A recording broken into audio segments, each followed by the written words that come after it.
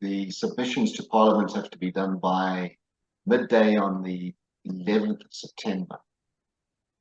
It's days away before we have to make a submission. To someone who's sitting here now, your advice on what format, what form that submission should make. If they've picked on something simple, just section 33, and they'd like to make a comment, how should they do that? What's the best format and form that they should do that in? Okay, so my first point is, do not be put off by worries about format. If that's going to stop you from making a submission, forget about it. Just put it in an email and send it through. Just don't worry about it. Just type it up and send it through. So please do not let concerns about format prohibit you from making a submission. The bottom line is that Parliament must consider everything they get, whether it's on a little scribbled piece of paper or a 50-page dissertation. They must consider it. So that's the first point. So do not think that you're not smart enough and you don't know this is lawyerly stuff and you don't know what. Forget about that. Put your thoughts on paper, send it through, right? So that's the first point. However, the typical way to do this, to make it easier for yourself and to have potentially a bigger impact, is to do it in columns.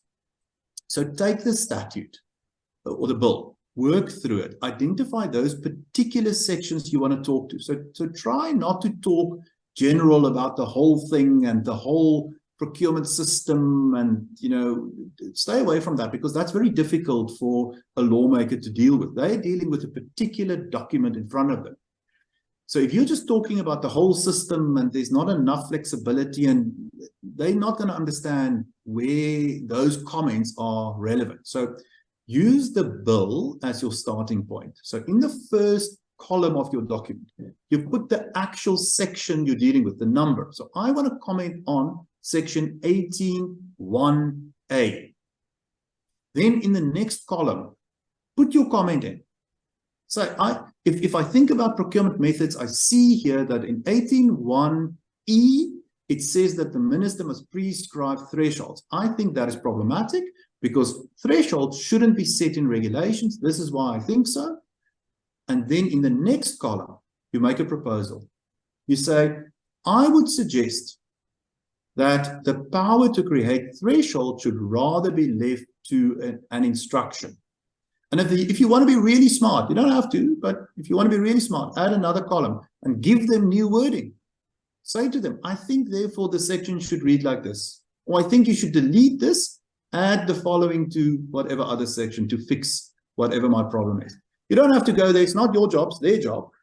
But this is how you can help them to think through the problem. But always start with the very specific section, either just the section number or even the word in the section that you want to comment on. And the trick is, the closer you can tie your comment and your input to a very specific something in the document, the bigger impact you're going to have, because the lawmaker will understand that. They will have something to deal with. They can say, okay, so this section says this. This is what people are saying about this section. And we can then have a conversation about it and give them that conversation. Tell them, why is it?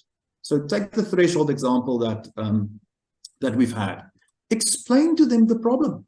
They won't understand it. They're not procurers. Explain to them that there's been this 200 threshold. This is the reason why it's problematic.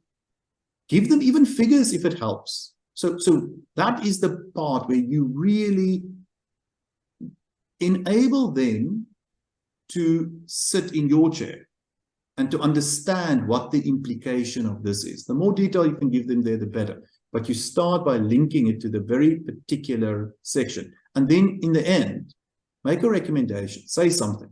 Say, I think this is a bad idea. I think this should be left out. Or I think it needs to be tweaked. Or I like it. And remember to also say that. When you think there's something in the bill that you think is positive and it's important that we have that, say that. Because there might be somebody else that's making the submission that's saying this thing should be deleted. And if they only hear that, then they're not getting the full picture. If you feel, no, it's important that whatever.